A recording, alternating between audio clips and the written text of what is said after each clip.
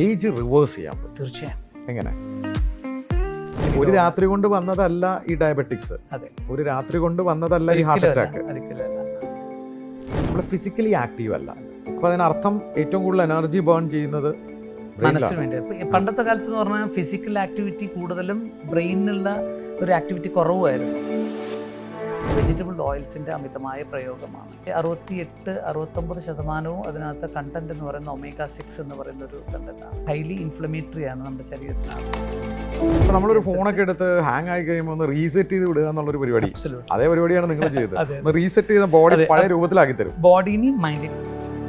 പണ്ടത്തെ പോലെയല്ല ഇന്ന്. അതെ. എന്താണ് നമ്മൾ ഭയക്കേണ്ടത്?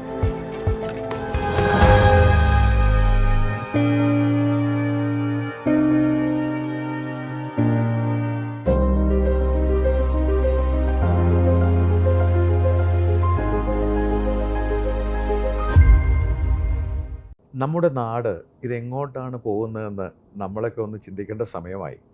പണ്ടൊക്കെ വളരെ പ്രായത്തിൽ വന്നിരുന്ന അസുഖങ്ങൾ, ഹാർട്ട് അറ്റാക്ക് ആയിരിക്കാം, കൊളസ്ട്രോളും ഷുഗറും BP-യും ഒക്കെ ചെറുപ്പക്കാരിലേക്ക് എത്തിത്തുടങ്ങി.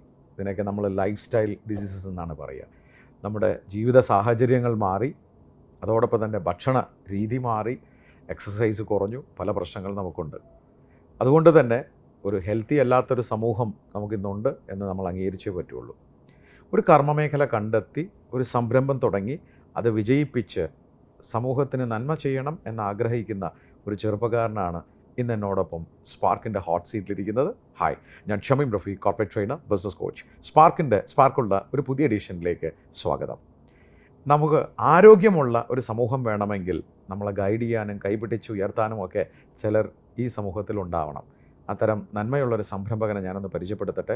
എൻ്റെ സുഹൃത്തു കൂടിയായ ഡോക്ടർ സതീഷ്. സ്വാഗതം സ്പാർക്കിലേക്ക്. നമസ്കാരം ഡോക്ടർ. എൻ്റെ ഈഗിൾ കോച്ചിങ്ങിന് വന്നപ്പോഴാണ് എനിക്ക് തോന്നിയത് ഇത് സമൂഹത്തിലേക്ക് കുറച്ച് കാര്യങ്ങൾ പറയേണ്ട സമയം അതിക്രമിച്ചിരിക്കുന്നു. കാരണം ഞാൻ ഉൾപ്പെടെയുള്ള സമൂഹത്തിലെ പല ആൾക്കാരും ഇന്ന് ഇൻസ്റ്റൻ്റായിട്ട് സൊല്യൂഷന് പുറകെ പോകുന്നവരാണ്. ഡോക്ടറിൻ്റെ നാട് എവിടെയാണ്? ഞാൻ പാലക്കാടാണ് സ്വദേശം. കരാകൃഷി എന്ന് പറയുന്ന ഒരു ഗ്രാമത്തിൽ നിന്നാണ് വന്നത്. താങ്കളുടെ പഠനമൊക്കെ? ഞാൻ 10ാം ക്ലാസ് വരെ ഞാൻ കരാകൃഷി ഗവൺമെൻറ് ഹൈസ്കൂളിലാണ് പഠിച്ചത്. ശേഷം ഞാൻ അഗ്രികൾച്ചറിൻ്റെ ഒരു സെറികൾച്ചർ സബ്ജക്റ്റുമായിട്ട് ഞാൻ +1 +2 പഠിക്കാനൊക്കെ മിടുക്കനായിരുന്നോ? ചെറുപ്പകാലത്ത് നമുക്ക് അങ്ങനത്തെ ഒരു ഓറിയൻറ്റേഷൻസ് ഇല്ലാതായിരുന്നു എന്ന് വേണം പറയാൻ വേണ്ടിയിട്ട്. പിന്നീട് നമുക്ക് ആ ഒരു യഥാർത്ഥ ഒരു പർപ്പസ് നമ്മൾ തിരിച്ചറിയുമ്പോഴാണല്ലോ നമ്മൾ ആ ഒരു എഡ്യൂക്കേഷൻ്റെ ഒരു ഡെപ്തിലേക്ക് നമ്മൾ പോകുന്നത്. പഠനം 12th കഴിഞ്ഞതിന് ശേഷം ഞാനൊരു മെഡിക്കൽ പ്രൊഫഷണൽ കോഴ്സാണ് ചെയ്തത്. Rajiv Gandhi university of health sciences ബാംഗ്ലൂരിൻ്റെ അണ്ടറിൽ നമുക്ക് bachelor in naturopathy and yogic sciences എന്ന് പറയുന്ന ഒരു പ്രൊഫഷണൽ ഡിഗ്രിയാണ് ഞാൻ കഴിഞ്ഞത്. ധർമ്മസ്ഥലയിൽ, മംഗലാപുരത്ത് 60 കിലോമീറ്റർ അകലെ ധർമ്മസ്ഥലയിൽ ഒരു 5.5 വർഷത്തെ ഒരു മെഡിക്കൽ പ്രൊഫഷനാണ് ഞാൻ ചെയ്തത്.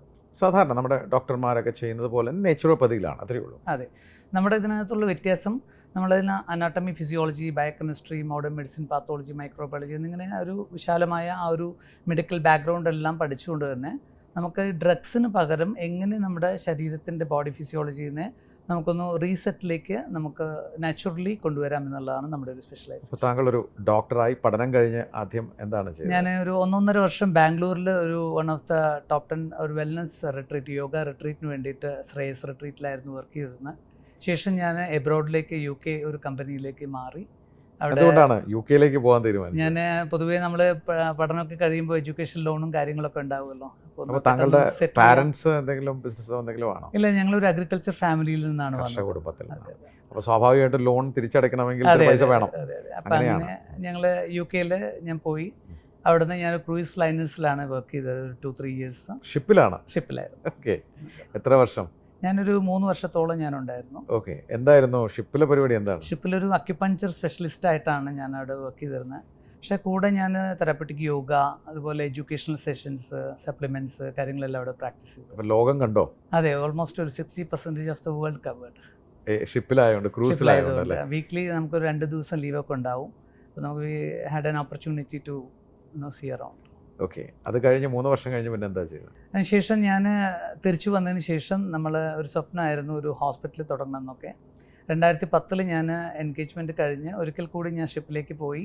തിരിച്ചു വന്നിട്ട് നമ്മളൊരു ഹോസ്പിറ്റൽ തുടങ്ങണമെന്നുള്ള മോഹമായിട്ട് ഡോക്ടർ അപർണ എൻ്റെ സഹധർമ്മിണി, ഞങ്ങൾ രണ്ടുപേരും കൂടിയും ഒരു ഹോസ്പിറ്റൽ തുടങ്ങുന്ന മോഹമായിട്ടാണ്. ഡോക്ടർ അപർണ, അപ്പോൾ അദ്ദേഹം താങ്കളുടെ തന്നെ ഫീൽഡിലെ ഡോക്ടറാണോ? അതെ അതെ, ഞങ്ങൾ രണ്ടുപേരുടെയും ഒരു കോളേജിൽ നിന്ന് എൻ്റെ 1 ഇയർ ജൂനിയർ. പ്രണയവിവാഹമാണ്. അതെ അതെ ഓക്കെ, ജൂനിയർ ആയിരുന്നു. 1 ഇയർ ജൂനിയർ ആയിരുന്നു. ഞങ്ങൾ തിരിച്ചിറങ്ങിയതിന് ശേഷം നമ്മൾ ഒരു ഹോസ്പിറ്റൽ തുടങ്ങാമെന്നുള്ളൊരു ആശയം ഉണ്ടായിരുന്നു.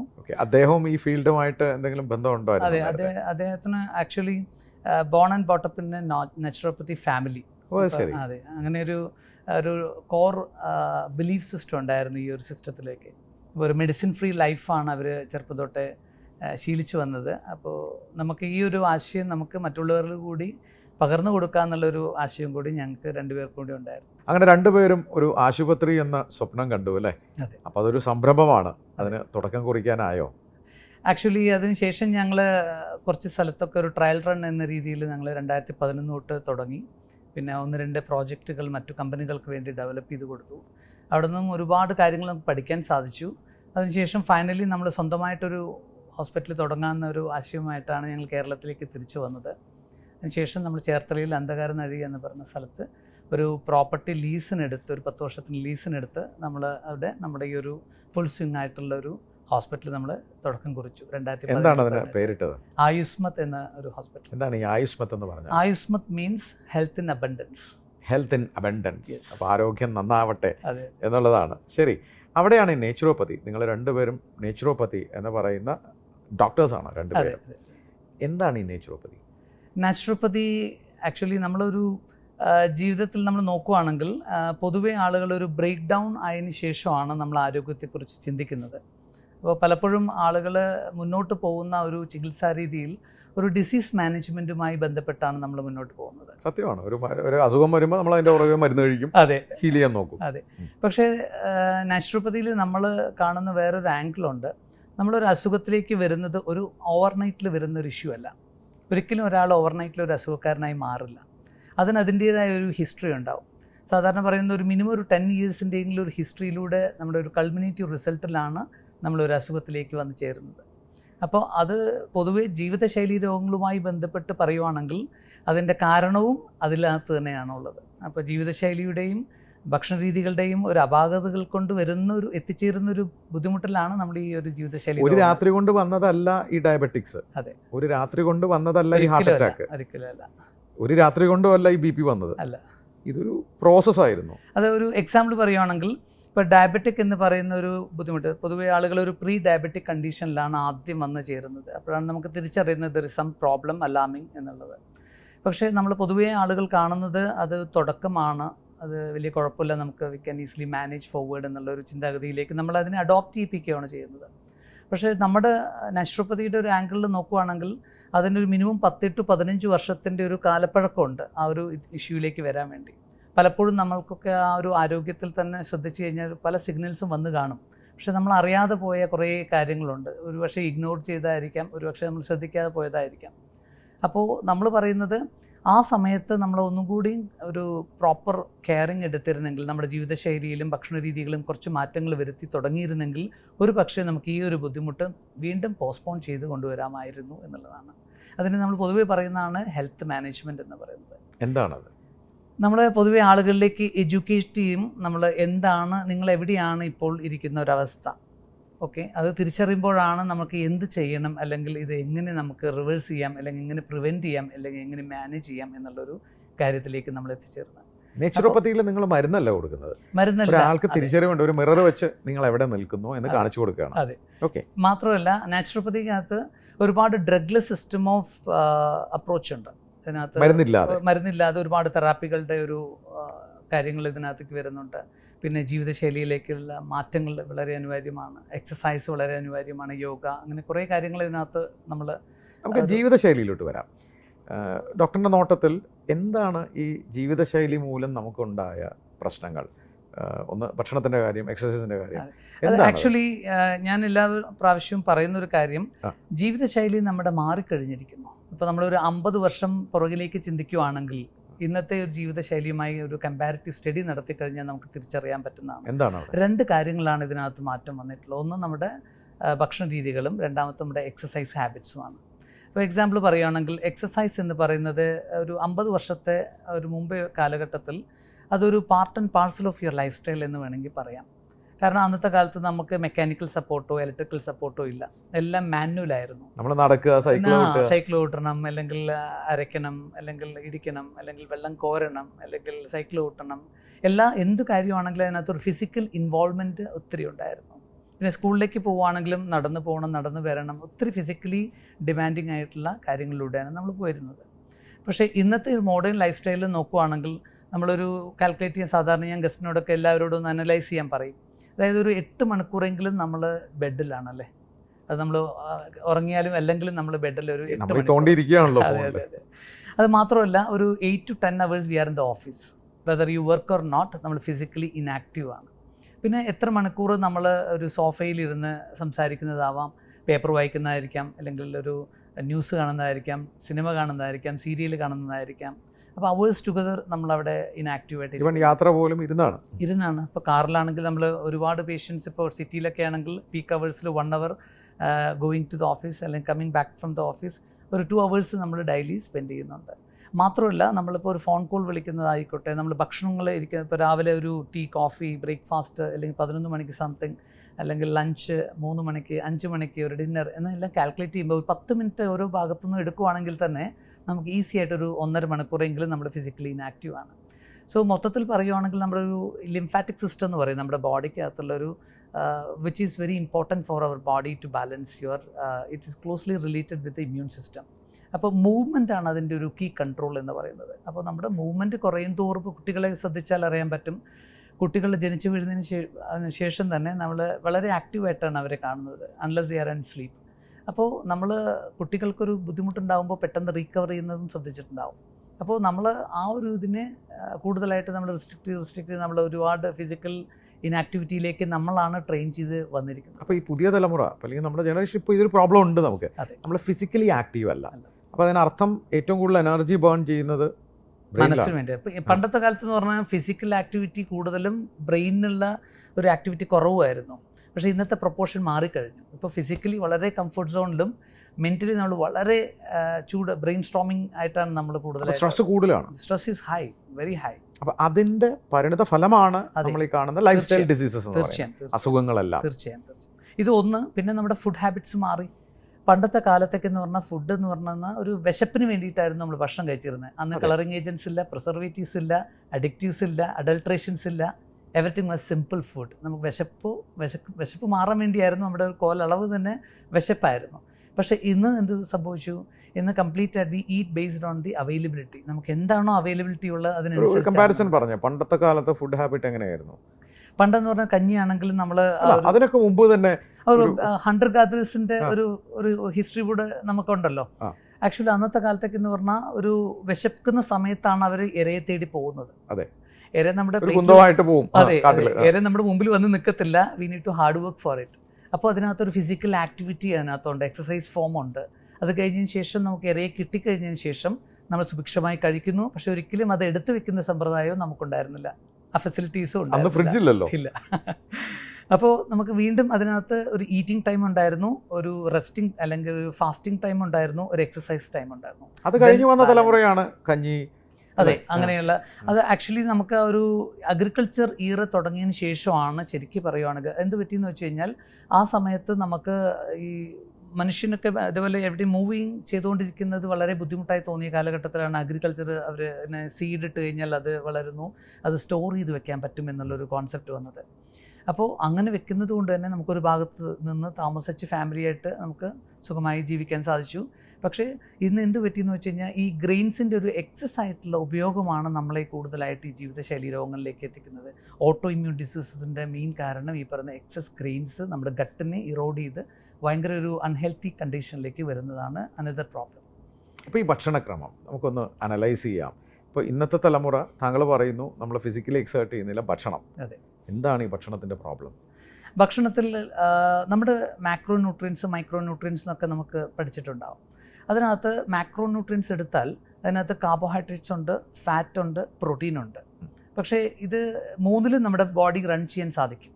പക്ഷേ അൺഫോർച്ചുനേറ്റ്ലി നമ്മൾ ഇന്നത്തെ ഏറ്റവും കൂടുതൽ ഡിപ്പെൻഡ് ചെയ്യുന്നത് അരി, ഗോതമ്പ് എന്ന് പറയുന്ന ഈ ഒരു മാക്രോ ന്യൂട്രിയൻസിലെ ഹൈ കാർബ്സ് ഡയറ്റിലേക്കാണ്. കാർബോഹൈഡ്രേറ്റ് ഓൾമോസ്റ്റ് 85% നമ്മൾ കാർബോഹൈഡ്രേറ്റ്സ്. ഇപ്പോൾ രാവിലെ എക്സാമ്പിൾ പറയുകയാണെങ്കിൽ രാവിലെ കഴിക്കുന്ന ഇഡ്ഡലി, ദോശ, പുട്ട് വേറെ വേറെ ഭാവത്തിലാണ് കഴിക്കുന്നതെങ്കിലും അൾട്ടിമേറ്റ്ലി അതിൻ്റെ ഒരു കണ്ടൻറ്റ് ഒന്ന് തന്നെയാണ്, അരിയാണ്. ഉച്ചയ്ക്ക് നമ്മൾ ചോറായിരിക്കും, ചോറ് വിത്ത് സാമ്പാർ അല്ലെങ്കിൽ ചോറ് രസം കൂട്ടി കഴിക്കും, മോര് കൂട്ടി കഴിക്കും, 2-3 സെർവിങ്സാണ് വരുന്നത്.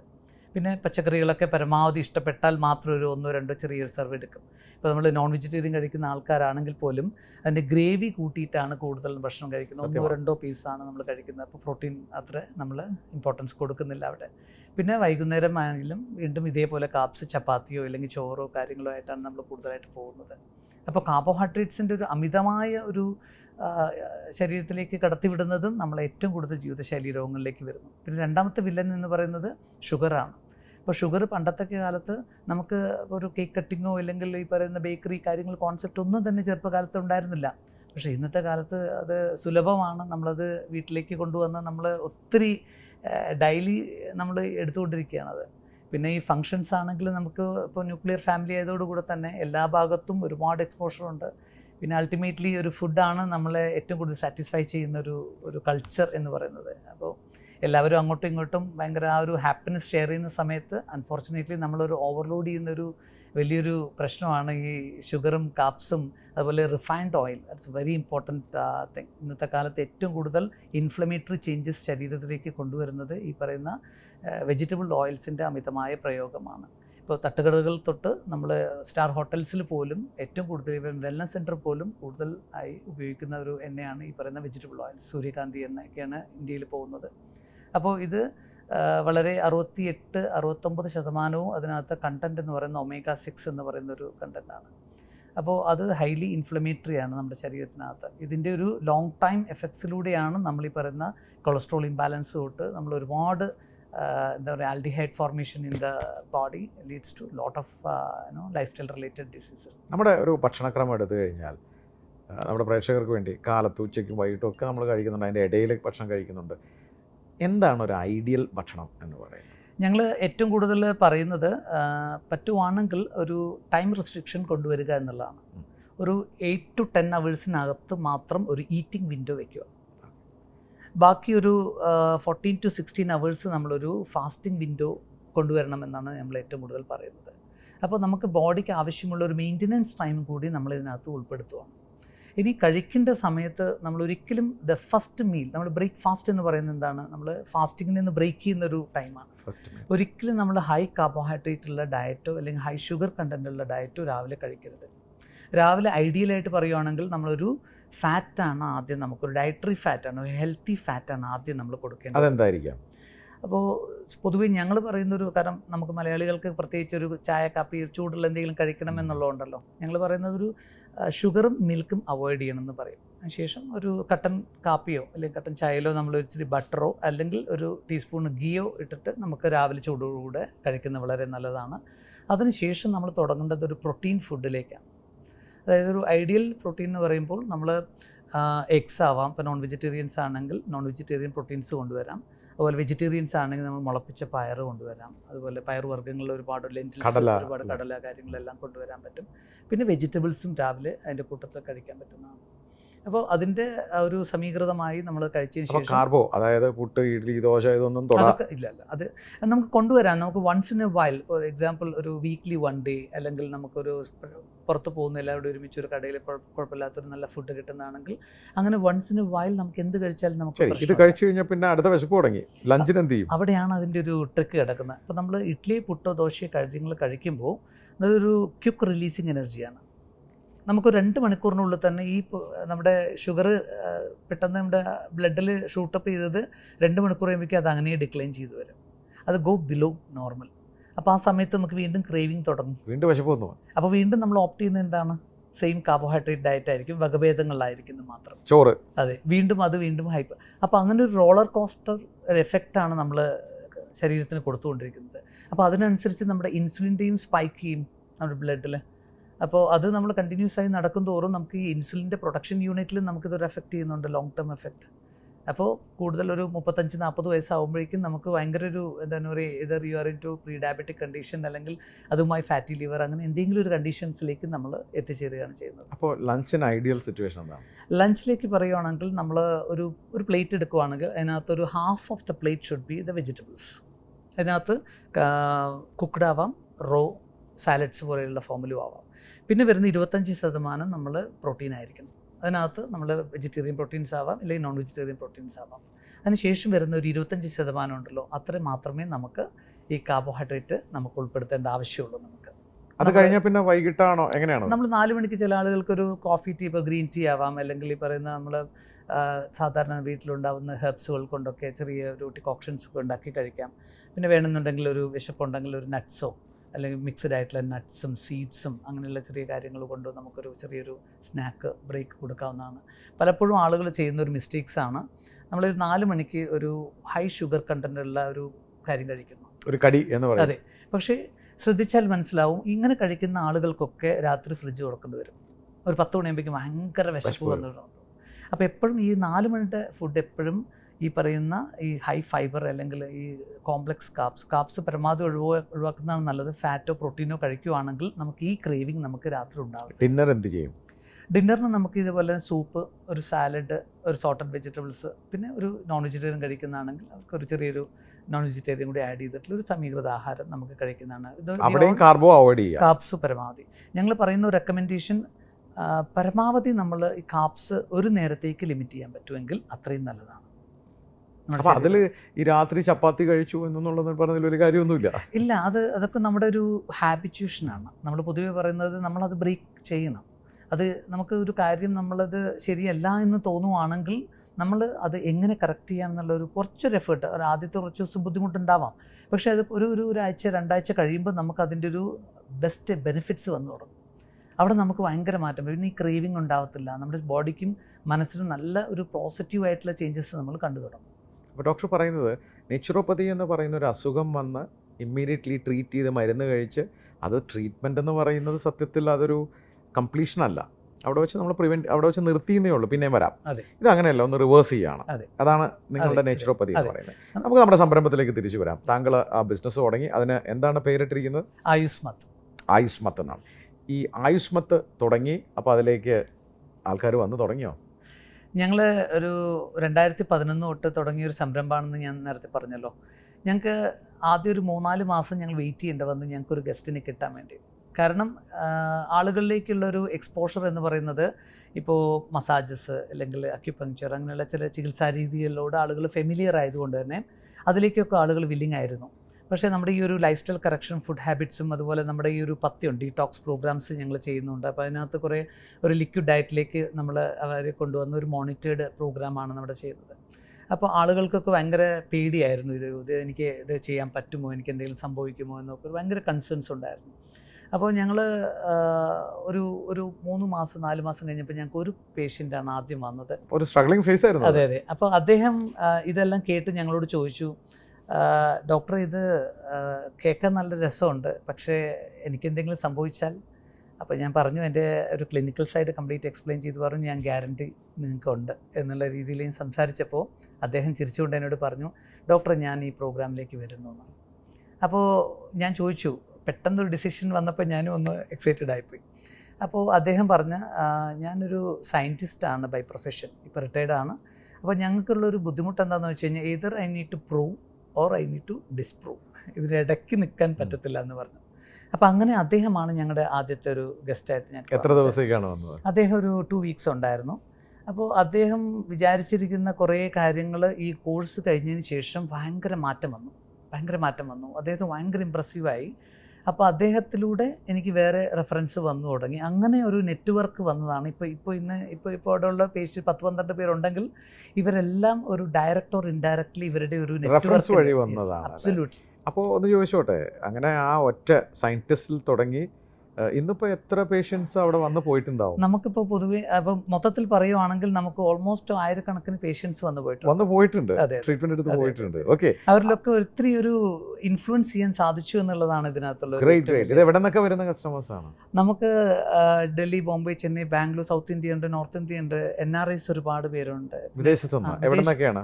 എനിക്ക് കൂടുതലായിട്ട് മിഡിൽ ഈസ്റ്റ് നിന്നാണ് വരുന്നത്. അല്ലാതെ പിന്നെ ഞങ്ങൾക്ക് UK, US എന്നും കാര്യങ്ങളൊക്കെ NRIസും ഉണ്ട്. പിന്നെ ഇപ്പോൾ വെളിനാട്ടിൽ നിന്ന് ഫോറിനേഴ്സ് ഇപ്പോൾ ഒരു 10 പേരോളം നമുക്ക് വന്നു പോയിട്ടുണ്ട്. പിന്നെ ഈ ഒരു പ്രോഗ്രാം ടോട്ടലി അൺവെയർ ആണ് ആളുകളിലേക്ക്. അപ്പോൾ ഇത് അനുഭവത്തിൽ വന്നതിന് ശേഷം പിന്നെ അങ്ങനെ പതിയെ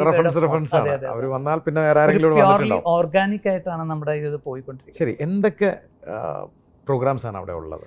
നമ്മുടെ ഈ പ്രോഗ്രാംസ് ബേസിക്കലി ജീവിതശൈലി രോഗങ്ങളുടെ മാനേജ്മെൻറ്റ് കെയറും പ്രിവെൻറ്റീവ് കെയറും പിന്നെ റീഹാബിലിറ്റേഷൻ കെയറും ആണുള്ളത്.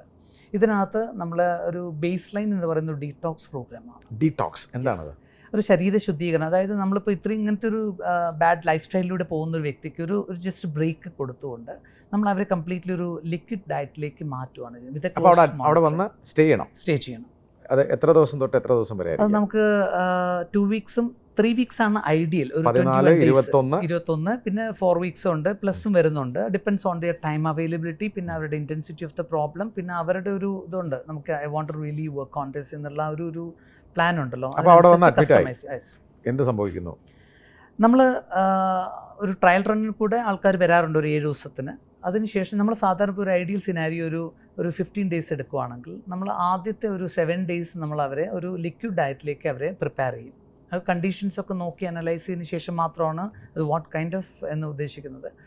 അപ്പോൾ അതിനകത്ത് ലിക്വിഡ് ഡയറ്റിലേക്ക് വരുന്ന സമയത്ത് പൊതുവെ ആളുകൾക്കൊരു പേടിയുണ്ടാവും, അയ്യോ എനിക്ക് ഇതിൽ സർവൈവ് ചെയ്യാൻ പറ്റുമോ? കാരണം എല്ലാവരും പറയുന്നൊരു കാര്യം, ഞാൻ 12 മണിക്ക് ഭക്ഷണം കഴിക്കും, 12:30 പക്ഷേ 1 മണിക്ക് ശേഷം ഞാൻ ലഞ്ച് കഴിച്ചിട്ടില്ല.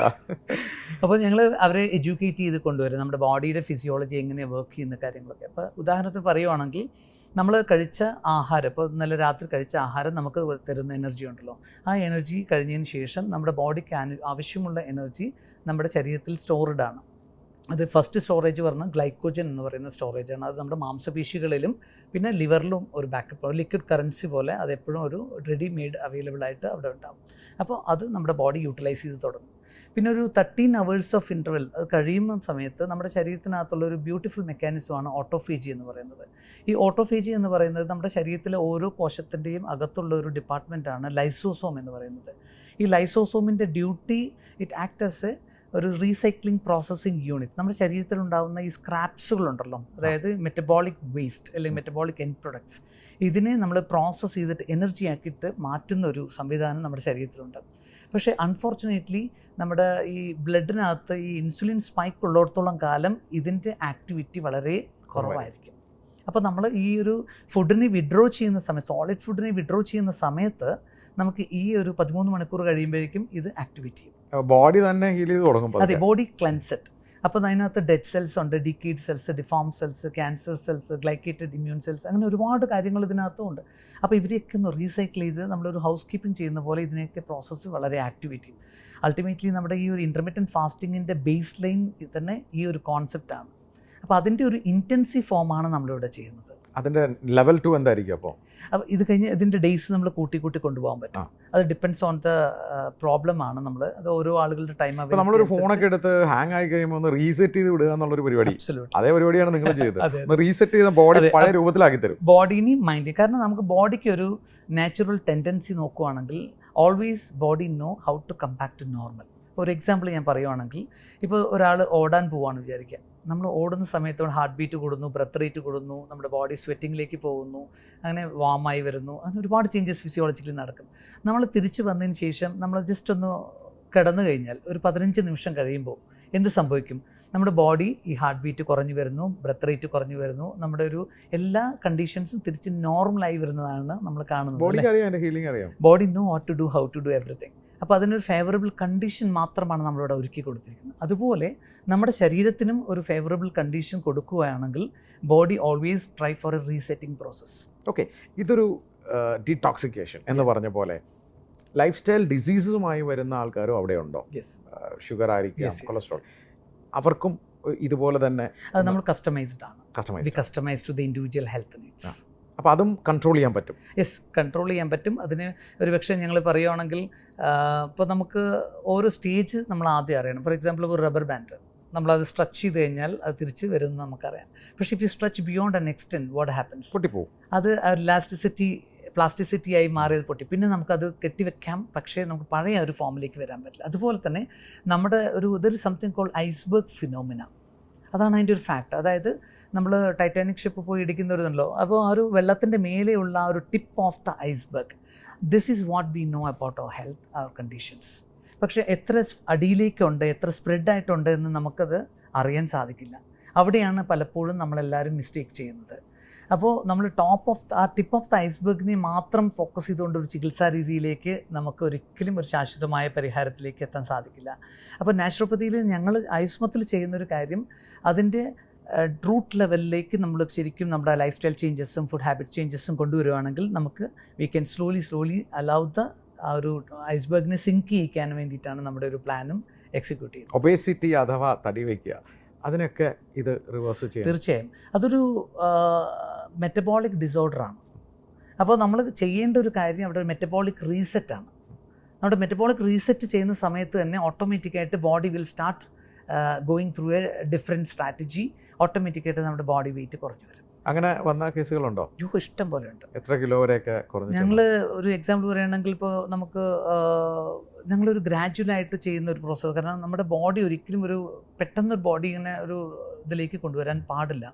നമ്മൾ സിസ്റ്റമാറ്റിക് ആയിട്ട് ഒരു 10 kg വെച്ച് ഇങ്ങനെ കുറച്ച് നമ്മൾ കൊണ്ടുവരും. അപ്പോൾ ചില ആൾക്കാർ 6 മാസം കൂടുമ്പോൾ വരും, അല്ലെങ്കിൽ ഒരു 4 മാസം അല്ലെങ്കിൽ 8 മാസം ഒരു വർഷം അവരുടെ ടൈം നോക്കിയിട്ട് അങ്ങനത്തെ. അതുപോലെ നമ്മൾ വീട്ടിൽ പോയി കഴിഞ്ഞാൽ ഫോളോ ചെയ്യേണ്ട കാര്യങ്ങളെല്ലാം അവർക്ക് സ്ട്രിക്റ്റ് ആയിട്ട് അതിൻ്റെ ഒരു ഫോളോ അപ്പ് ഉണ്ടാവോ? യെസ് അവർക്ക് കറക്റ്റായിട്ട് നമ്മൾ പിച്ച് ചെയ്യും. പിന്നെ ആളുകൾ വളരെ കമ്മിറ്റഡ് ആണ്. ഇപ്പോൾ വെരി കമ്മിറ്റഡ്. ഞങ്ങൾക്കിപ്പോൾ 140-150 കിലോ വരെ ഉള്ള ആളുകളടക്കം നമ്മളൊരു ഹെൽത്തി സൈഡിലേക്ക് ട്രാൻസ്ഫോർമേഷൻ. എത്ര കിലോ വരെ കൊണ്ടുവന്നിട്ടുണ്ട്? ഞങ്ങൾ 120-110 വരെ എത്തിച്ചിട്ടുണ്ട്. ഇനിയും പോകാനുണ്ട്, ലോങ് വേ ടു ഗോ. അതുപോലെ 100-ന്റെ എബോവ് ഉണ്ടായിരുന്ന ആളുകളൊക്കെ ഇപ്പോൾ നമ്മൾ 80s കാര്യങ്ങൾ വന്ന ഒരുപാട് പേരുണ്ട്. അവിടെയാണ് അടുത്ത ചോദ്യം, ഒരു ഏജ് റിവേഴ്സ് ചെയ്യാൻ പറ്റും? തീർച്ചയായും. എങ്ങനെ? കാരണം there is something called functional ageing. നമുക്കൊരു ബയോളജിക്കൽ ഏജാണ് നമ്മളൊക്കെ കണ്ടറിഞ്ഞത്, അല്ലേ? നമുക്ക് ഓരോ വർഷം കൂടുന്തോറും നമ്മുടെ വയസ്സ് കൂടി വരുന്നത്. പക്ഷേ ഇതൊരു സംതിങ് കോൾഡ് ഫങ്ഷണൽ ഏജിങ്. അപ്പോൾ ശരീരത്തിനകത്ത് ഒരുപാട് degenerative changes, for example inflammation, methylation, oxidation, അതുപോലെ ഗ്ലൈക്കേഷൻ എന്ന് പറയുന്ന ഒരുപാട് പ്രോസസ്സ് നമ്മുടെ ബോഡിയിലൂടെ പോയിക്കൊണ്ടിരിക്കുന്നുണ്ട്. പക്ഷേ ഇത് എത്ര സ്പീഡിൽ പോകണം എന്ന് തീരുമാനിക്കേണ്ടത് നമ്മുടെ കൈകളിലാണ്. ഇപ്പോൾ നമ്മൾ വെരി അൺഹെൽത്തി ലൈഫ് സ്റ്റൈലാണ് ഫോളോ ചെയ്യുന്നതെങ്കിൽ ഒരു പക്ഷേ നമ്മുടെ ഈ ഡീജനറേറ്റീവ് ചേഞ്ചസ് ഒക്കെ ഫാസ്റ്റായി നടന്നുകൊണ്ടിരിക്കും നമ്മുടെ ബോഡിക്കകത്ത്. നമുക്കതിനൊന്നും ഹെൽത്തിഫൈ ചെയ്തെടുക്കാൻ സാധിക്കുകയാണെങ്കിൽ we can see the drastic changes in that. Transformational age നമുക്ക് കൊണ്ടുവരാൻ പറ്റും. ഞങ്ങൾക്ക് തന്നെ ഒരു 68 വയസ്സിൽ ഒരു ഫോറിനർ വന്നതാണ്. അദ്ദേഹം വരുമ്പോൾ അയാൾ ഭയങ്കര ഓവർ വെയിറ്റ് ആയിരുന്നു, ഒബേസ് ആയിരുന്നു, ഫാറ്റി ലിവർ ഉണ്ടായിരുന്നു, ഗട്ടൊക്കെ ഭയങ്കര മോശമായിരുന്നു. എന്നിട്ട് അവർ ഒരു വർഷം 60 ദിവസം നമ്മുടെ കൂടെ നിന്നിട്ട് ഒരു 10 കിലോ ഒക്കെ കുറച്ചതിന് ശേഷം പുള്ളി വീട്ടിലേക്ക് ചെയ്യേണ്ട കാര്യങ്ങളൊക്കെ പറഞ്ഞു കൊടുത്ത് പോയി. വീണ്ടും ഒരു 8 മാസം കഴിഞ്ഞ് വീണ്ടും വന്നു. വീണ്ടും ഒരു 2-3 കിലോ കൂടിയിട്ടാണ് വന്നെങ്കിലും പക്ഷേ ബാക്കി പ്രശ്നങ്ങളൊക്കെ മാറിക്കഴിഞ്ഞു. പിന്നെ ഗട്ട് ബെറ്ററായി കഴിഞ്ഞു. അതിനുശേഷം വീണ്ടും ഞങ്ങൾ അടുത്ത വെയിറ്റ് കുറച്ച് അവർ 3 വർഷം കൊണ്ട് നമ്മൾ അതിൽ കംപ്ലീറ്റ് ആയിട്ട് ഒരു 40 വയസ്സുകളിൽ അവർ ചെയ്ത ബോഡി ട്രെയിനിങ്ങിൻ്റെ ഒക്കെ ഒരു എൻഡ് റിസൾട്ട് ഉണ്ട്. ബോഡി ഷേപ്പൊക്കെ ഉണ്ടല്ലോ.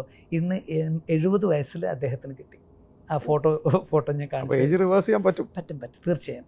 നമ്മളെപ്പോഴും പറയുന്നത് ഏജ് ഈസ് എ നമ്പർ. അപ്പോൾ നമുക്ക് നമ്മുടെ മനസ്സുണ്ട്, ശരീരമുണ്ട്, അതിനെല്ലാം അനുയോജ്യമായിട്ടുള്ള ഒരു ഹോളിസ്റ്റിക് അപ്രോച്ചാണ് നമുക്ക് വേണ്ടത്. പക്ഷേ താങ്കളുടെ സ്ഥാപനത്തിൽ എത്ര റൂമുകളുണ്ട് അവിടെ? നമുക്ക് റൈറ്റ് നൗ നമ്മളൊരു ട്രയൽ റൺ പോലെ കൊണ്ടുവന്നപ്പോൾ പോസ്റ്റ് കോവിഡ് ഞങ്ങൾ കുറച്ച് ഡിലേ ആയിപ്പോയി. പക്ഷേ ഞങ്ങൾക്കിപ്പോൾ ഒരു 6 റൂമാണ്. നമുക്ക് 6-7 റൂമുണ്ട്. ഡബിൾ റൂംസ് ആണ്. എവിടെയാണത്? ഞങ്ങൾക്ക് അന്ധകാര നഴിയിൽ ഒരു ബീച്ചിനോട് കടൽ തീരത്ത് ആലപ്പുഴ ജില്ലയിലാണ്. അതെ.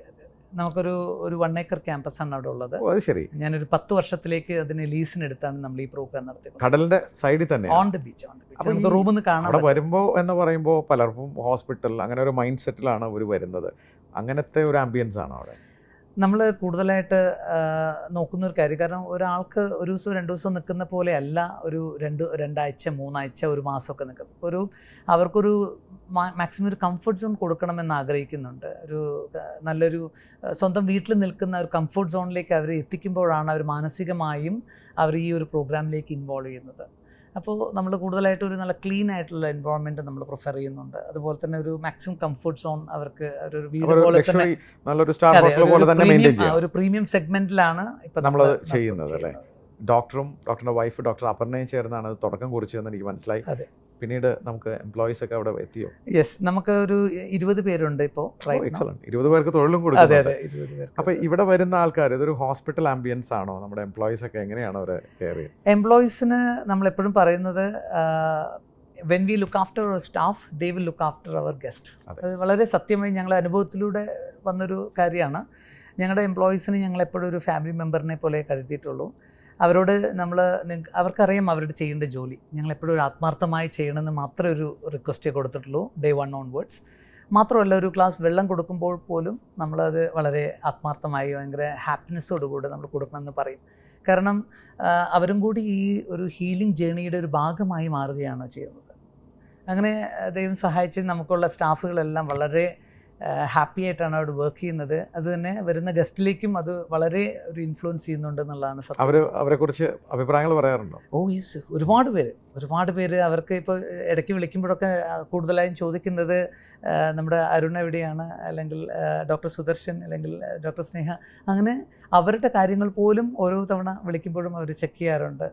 They are in touch. അതുപോലെ എല്ലാ സ്റ്റാഫും വളരെ നല്ല ഒരു ദൈവികമായിട്ടാണ് ഇതിനെ കണ്ടുകൊണ്ട് നമ്മൾ വിശ്വസിച്ച് വരുന്ന ഒരു ഗസ്റ്റിന് നമ്മൾ ആ ഒരു റിസൾട്ടിൻ്റെ കൂടെ ഒരു നല്ലൊരു കംഫർട്ട് എക്സ്പീരിയൻസ് കൂടി കൊടുക്കാൻ ശ്രമിക്കുന്നുണ്ട്. അവിടെയാണ് ഒരു 21 ഡേയ്സോ 14 ഡേയ്സോ ഒക്കെ ആയിരിക്കാം, അത്രയും ദിവസമൊക്കെ തൊഴിലോ ബിസിനസ്സോ മാറി നിന്ന് അവിടെ വരുമ്പോൾ അതിനുള്ള ഫെസിലിറ്റി അവിടെ ഇരുന്ന് ജോലി ചെയ്യാൻ തീർച്ചയായും. അപ്പം നമ്മൾ അവിടെ അതിനുള്ള സൗകര്യങ്ങളെല്ലാം അവിടെ അറേഞ്ച്മെന്റ് ഉണ്ട്. ഇപ്പോൾ വർക്ക് ഫ്രം ഹോം പോലെ തന്നെ അവിടെ ഫെസിലിറ്റി എല്ലാ കാര്യങ്ങളും, ഡെസ്ക് ഉണ്ട് എല്ലാ റൂമിലും. നമുക്ക് അവരുടെ തൊഴിൽ സമയം അനുസരിച്ചിട്ട് ട്രീറ്റ്മെന്റ് നമുക്കത് കസ്റ്റമൈസ് ചെയ്യും. നമ്മൾ ഏറ്റവും കൂടുതൽ അവിടുത്തെ സ്പെഷ്യാലിറ്റി നോക്കുവാണെങ്കിൽ ആയുഷ്മത്തിൽ നമ്മളൊരു we customise to the individual health needs. അതേപോലെ തന്നെ നമുക്ക് അവരുടെ ഒരു day to day routine affect ചെയ്യാതെ തന്നെ നമുക്ക് നമ്മുടെ ഈ ചികിത്സാ രീതികളും കാര്യങ്ങളെല്ലാം ഒന്ന് റീ അറേഞ്ച് ചെയ്തുകൊണ്ട് അപ്പോൾ അവർക്ക് വർക്കിംഗ് ചെയ്യാം, അതുപോലെ തന്നെ അവരുടെ ആരോഗ്യം ഇമ്പ്രൂവ് ചെയ്യാം. അങ്ങനെ നല്ലൊരു we customise to every individual. അത് അവരുടെ എന്താണ് ആവശ്യം അതിനനുസരിച്ച് നമ്മൾ കസ്റ്റമൈസ് ചെയ്യും. ഒരു ഫാമിലി ആയിട്ടും ഹസ്ബൻഡ് വൈഫും കൂടെ ഒരുമിച്ച് ഒരു റൂം അവിടെ അവർക്ക് ട്രീറ്റ്മെന്റ് എടുക്കാനുള്ള ഫെസിലിറ്റി ഉണ്ട്. അതെ, ഹസ്ബൻഡ് വൈഫായിട്ടും വരുന്നുണ്ട്. അതുപോലെ ചിലപ്പോൾ അമ്മയും മോളും വരും, അല്ലെങ്കിൽ അച്ഛനും മോളും വരും. അങ്ങനെ അവരുടെ ഒന്നിൽ ഫാമിലി മെമ്പേഴ്സ് ടുഗദർ, അല്ലെങ്കിൽ ഫ്രണ്ട്സ് ആയിട്ട് വരാറുണ്ട്. അല്ലെങ്കിൽ ചില ആൾക്കാർ ഒരു ഫാമിലിയിൽ തന്നെ ഒരു 5-6 പേര് ഒരുമിച്ചും അങ്ങനെ ഒരു ഇയർലി ഒരു ഗെറ്റ് അവേ എന്ന രീതിയിലും അവർ വരാറുണ്ട്. ഒരു പ്രീ ബുക്കിങ്ങിലൂടെ തീർച്ചയായും. നമുക്ക് എന്തായാലും ഇതുപോലെ 21 ദിവസം 30 ദിവസം ഒക്കെ വരുന്നതുകൊണ്ട് തന്നെ നമ്മുടെ ലിമിറ്റഡ് ഇൻവെന്ററി ആണുള്ളത്. അതുകൊണ്ട് കൂടുതലായിട്ടും ആളുകൾ ഒരു 1 മന്ത് അല്ലെങ്കിൽ ഒരു 1.5 മന്ത് മുമ്പെങ്കിലും. വളരെ സക്സസ്ഫുൾ ആണ് ഈ ബിസിനസ് മോഡൽ, വളരെ മോഡൽ സക്സസ്ഫുൾ ആണ്. ഡോക്ടർ സതീഷ്, അവിടെയാണ് അടുത്ത ചോദ്യം. താങ്കൾ ഒരു ഡോക്ടർ മാത്രമല്ല, ഒരു സംരംഭകൻ കൂടിയാണ്. ഇത് വളർത്തണ്ടേ? അടുത്ത സ്റ്റേജ് എന്താണ്? തീർച്ചയായും ഞാൻ അടുത്തൊരു ജോയിൻറ്റ് വെഞ്ചറിലൂടെ എനിക്ക് അടുത്തൊരു പ്രോജക്റ്റ് ഇനീഷ്യേറ്റ് ചെയ്യാനുള്ളൊരു പ്ലാൻ ഓൾറെഡി ചെയ്ത് കഴിഞ്ഞിരിക്കുന്നു. നമ്മൾ കൂടുതലായിട്ടും ഇതിലേക്ക് ഒരു ലൈക്ക് മൈൻഡഡ് ആയിട്ടുള്ള ഒരു ആളുകളെ കൂടി ഈ ഒരു സംരംഭത്തിലേക്ക് കൊണ്ടുവരണം എന്നുള്ളതാണ് ആഗ്രഹം. Working on that. എന്താണ് അത് മോഡൽ? നമുക്ക് 2 ഓപ്ഷനാണുള്ളത്. എൻ്റെ ആഗ്രഹം ഈ നമ്മളൊരു old wine in A new ബോട്ടിൽ എന്ന് പറഞ്ഞ പോലെ ആളുകളിലേക്ക് ഒരു നല്ല ഫെസിലിറ്റിയിലേക്ക്, ഇപ്പോൾ ഒരു എക്സാമ്പിൾ പറയുകയാണെങ്കിൽ ഒരു നല്ല പ്രീമിയം എല്ലാ ഫെസിലിറ്റിയോട് കൂടെയുള്ള ഒരു റിസോർട്ടാണ് നമ്മുടെ ഒരു മനസ്സിലുള്ളത്. ആ റിസോർട്ടിനകത്ത് തന്നെ നമുക്ക് എല്ലാ ഫെസിലിറ്റീസും ഓൾറെഡി എക്സിസ്റ്റിംഗ് ആണ്. അപ്പോൾ അതിനകത്ത് നമുക്കൊരു ഈ സ്പായുടെ ഒരു ഏരിയ മാത്രം ഒന്നുകൂടി എക്സ്ട്രാ ഫെസിലിറ്റേഷൻ ചെയ്യേണ്ട ഒരു കാര്യമുണ്ട്. അത് കഴിഞ്ഞ് കഴിഞ്ഞാൽ നമുക്ക് ഒരു മെഡിക്കൽ ടീമിനെ മാത്രം ഒന്ന് ആഡ് ചെയ്ത് കഴിഞ്ഞാൽ നമുക്ക് അതിനെ ഒരു എക്സ്ക്ലൂസീവായിട്ട് ഒരു ഹെൽത്ത് ഡെസ്റ്റിനേഷൻ പ്ലേസ് ആക്കി മാറ്റാൻ കഴിയും. താങ്കൾ പറയുന്നത് ഇപ്പോൾ കേരളത്തിൽ എവിടെയെങ്കിലും ഒരു റിസോർട്ട്സ് ഉണ്ട്, അപ്പോൾ ആ റിസോർട്ട്സിൽ താങ്കളുടെ ഈ നേച്ചുറോപ്പതി എന്ന് പറയുന്ന ഒരു വിങ് അവിടെ സ്റ്റാർട്ട് ചെയ്യാം. അതെ, തീർച്ചയായും. അപ്പോൾ ഒരു ജോയിൻറ്റ് വെഞ്ചർ പോലെ. അപ്പോൾ താങ്കൾ അത് ഏറ്റെടുത്തോളൂ. അതെ, അത് വലിയ ചെറുതാണെങ്കിലോ നമുക്ക് ഐഡിയലി ഒരു 15 തൊട്ട് 20 റൂമെങ്കിലും നമുക്ക് ഉണ്ടാവണം. അങ്ങനെയാണെങ്കിൽ നമുക്കൊരു എക്സ്ക്ലൂസീവായിട്ട് ഒരു ഫുൾ സ്വിങ്ങിലേക്ക് ഇതിനൊരു സീഡിങ് ടൈം ഉണ്ട്. ഒരു 3 ഇയേഴ്സിനകത്ത് നമുക്ക് അതിനെ പതിയെ ഇങ്ങനെ ഫുൾ ഹൗസ്ഫുള്ളിലേക്ക് നമുക്ക് കൊണ്ടുവരാൻ പറ്റും. താങ്കൾ പറഞ്ഞു വരുന്ന 20 റൂമുള്ള ഒരു ചെറിയ റിസോർട്ട്സ് ആണെങ്കിൽ താങ്കൾ അത് ഏറ്റെടുത്ത് ഇത് കംപ്ലീറ്റ് ആയിട്ട് ഒരു സെന്റർ ആയിട്ട് നമുക്ക് അവിടെ എക്സിസ്റ്റിംഗ് ആയിട്ടുള്ള ആ ആളുകളെ തന്നെ ഉപയോഗിച്ചുകൊണ്ട് we will train them into our category. നമ്മുടെ ഒരു ഹെൽത്ത് പോയിന്റ് ഓഫ് വ്യൂവിലേക്ക് അവരെ ട്രെയിൻ ചെയ്തെടുത്ത് അതാത് ഡിപ്പാർട്ട്മെന്റ്. അപ്പോൾ എന്താണ് ഇതിന്റെ ഗുണം? എന്താണ് പണ്ട് വീക്കെൻഡിൽ കിട്ടിയിരുന്ന ബിസിനസ്? തീർച്ചയായും. അപ്പോൾ റിസോർട്ടിനെ സംബന്ധിച്ചിടത്തോളം സാധാരണ ഒരു വീക്കെൻഡ് അല്ലെങ്കിൽ സീസൺ അങ്ങനെയാണല്ലോ പോകുന്നത്. പിന്നെ ആളുകൾക്ക് 2 ദിവസം 3 ദിവസം മാക്സിമം ഒരു സ്റ്റേ ഉണ്ടാകത്തുള്ളൂ.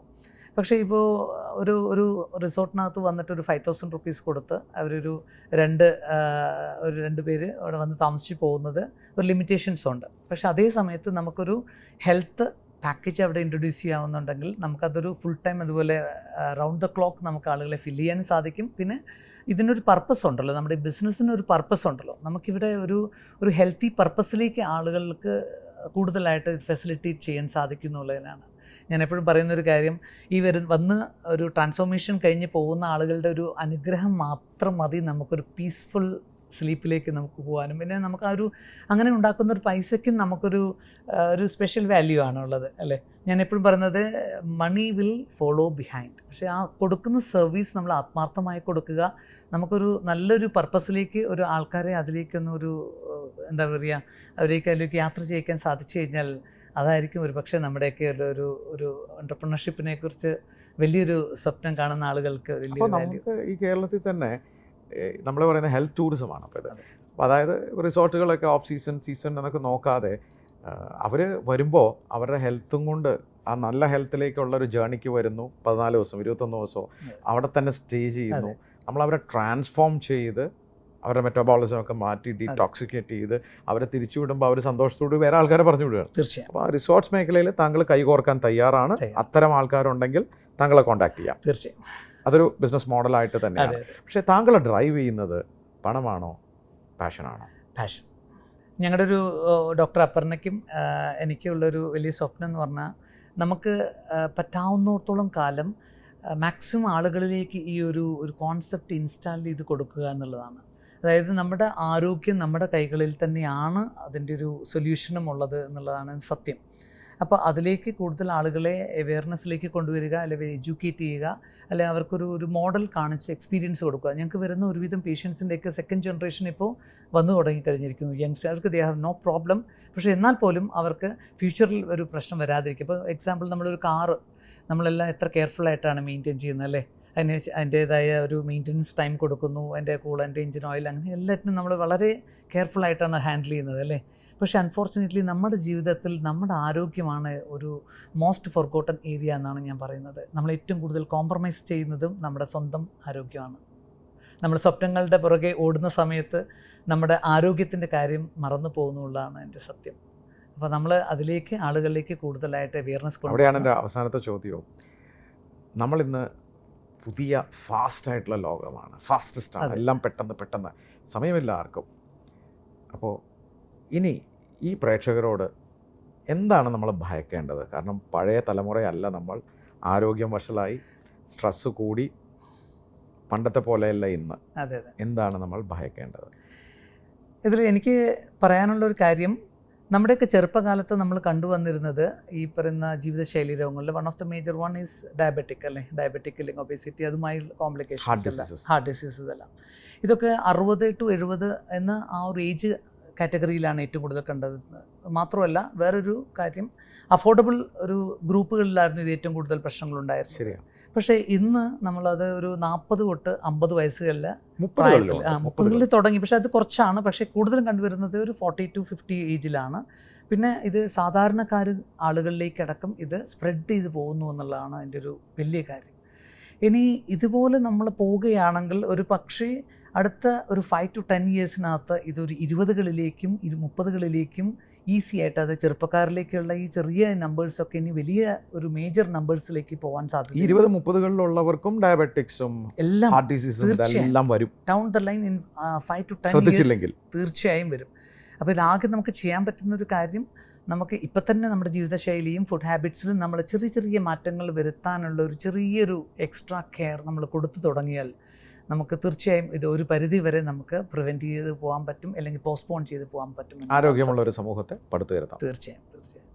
നിങ്ങൾ കേട്ടു ഡോക്ടർ സതീഷ് എന്ന ഈ സംരംഭകൻ, അഥവാ നല്ലൊരു ആരോഗ്യമുള്ളൊരു സമൂഹം പടുത്തുയർത്തണം എന്ന ആഗ്രഹമുള്ള ഒരു നന്മയുള്ളൊരു മനുഷ്യൻ്റെ സ്പാർക്കുള്ള കഥ. ഒന്നാലോചിച്ചാൽ ഞാനും നിങ്ങളുമൊക്കെ ഈ ഓട്ടത്തിലാണ്. ഈ ഓട്ടത്തിനിടയ്ക്ക് ആരോഗ്യം ശ്രദ്ധിക്കാൻ സമയമില്ല, നല്ല സ്ട്രെസ്സ്, പിരിമുറുക്കമുണ്ട്. ഇതിനിടയിൽ എവിടെയാണ് നമ്മുടെ ഭാവി വരുന്ന അസുഖങ്ങളെക്കുറിച്ച് ചിന്തിക്കാൻ സമയം? വന്നാൽ തന്നെ എത്രയും വേഗം ഒരു ക്യൂർ ഉണ്ടാവണം. കാരണം നാളെ ജോലിക്ക് പോകണം, നാളെ ബിസിനസ്സിൽ പോകണം. പനി വന്നാൽ പോലും പണ്ടൊക്കെ 2 ദിവസം ക്ഷമ കാണിക്കുമായിരുന്നു. ഇന്ന് നേരെ ഡോളോ 60ലേക്കും കാൽപോളിലേക്കും പോകുന്ന കാലമാണ്.